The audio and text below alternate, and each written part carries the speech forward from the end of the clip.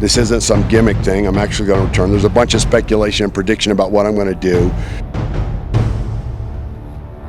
You know, that I'm going to do a thing like I did in '96 with Triple H by people who don't have no understanding whatsoever of why I did that in 1996.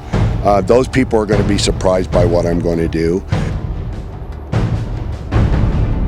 Every time I ever left the business, I continued to train. I didn't quit training.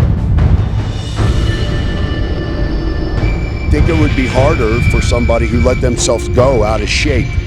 Even though I didn't train knowing I was going to be in the ring every night in basically a pair of underwear, train knowing that, I've continued to train hard.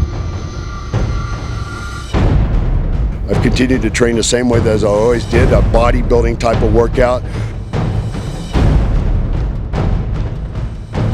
A full body type of workout. As a bodybuilder, I always do my calves. I mean, you see a lot of guys that got big quads and big hams and big shoulders and big arms, but they don't have any abs, they don't have any calves. I always go for the complete physique look.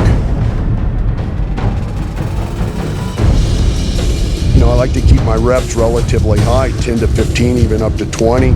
On warm-up sets, even up to 30, because I like to work the muscle from the inside out. That's what I like to do. I've done the heavy-duty training. There's all different kinds of styles. I like to do to failure, but volume training too.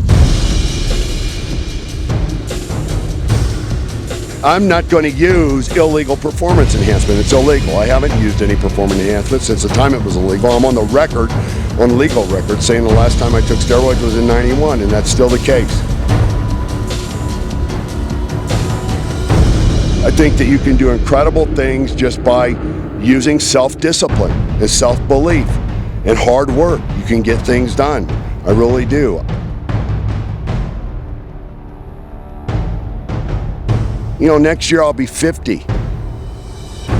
50 today isn't like 50, 20, 30, 40 years ago, but it's still 50.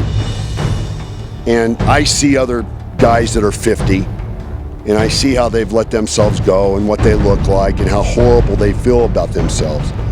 Exercise makes the quality of your life better. But it all comes from being inspired by the days of old, the classical times and the stories that are told, the great classical stories that are told about the battles, the man-to-man battles that were taken, and how, George Washington at his age decides to become the general of the Revolutionary Army and inspires these young people, when they don't have the energy anymore, when they're lazy and they're run down and they're beaten up and they want to give up. Those kind of stories are inspiring to me.